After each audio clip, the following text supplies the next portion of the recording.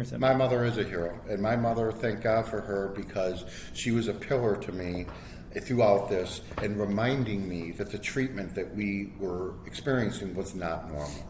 And it was a beacon for me, because without her, I wouldn't have known what was normal. How do you know what's your normal? You're raised with it your whole life, right? That is your normal. You know, you're in the forest, you're surrounded by the trees. You don't know. And so the thing is that she would constantly remind me, Darren, honey, you know, people don't do this. This is normal. You know, you go to a friend's house and you know this, they don't hoard like that or whatever. But the answer is that she would talk about the passive aggressiveness as well. And he drove her crazy.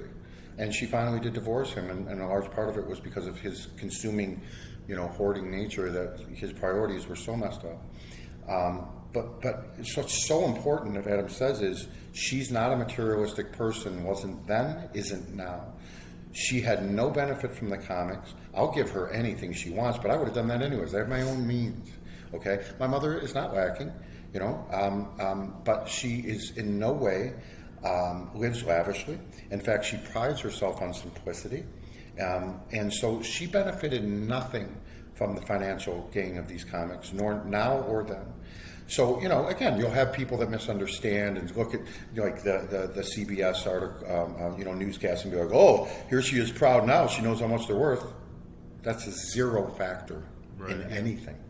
What she's proud of is that we are finally embracing them as a potential positive, and that we are not hiding them. And I'm not doing the same thing to my stepkids that was done to me.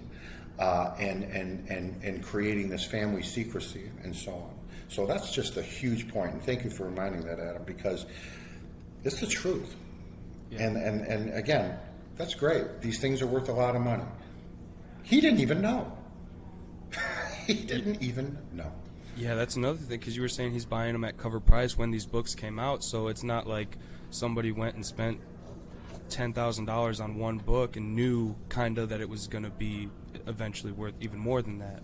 Well, he did have the concept. He knew he was investing, okay? Mm-hmm. But he didn't know what. Like when I'd ask him, first of all, there's a second video. I don't know if you've seen it. I don't know if you're aware of our custom label that we have with CGC. Mm-hmm. Yes. Okay, and if you watch that second video, okay, on the website, so on sellingsuperman.com, the top video is the trailer and the sizzle, and then underneath it is an explanation of that label. And if you haven't watched it, please do. You'll find it fascinating being in the comic world. It's like 10 minutes long, and it's me meeting with Matt Nelson at CGC. It's me meeting with, you know, the head people at Heritage about that. Very emotional journey of going through and coming up with the imagery for the label. And why I mention that is because one of the scenes in the label was a UFO beaming his stuff up into space from a bottomless pit. And it may look completely random, like what the heck is this about? Well, again, that little video explains it, and then we explain it in other places, like the provenance certificate that we give out with every sold graded book. It has the explanation on there as well now. But the point is that he literally, when I asked, and I said, well, what are you going to do with this stuff? You know, I figure I'm just going to, you know, beam up to space and float around with it. Now, he was kidding, but he never went further than that. Does that make sense?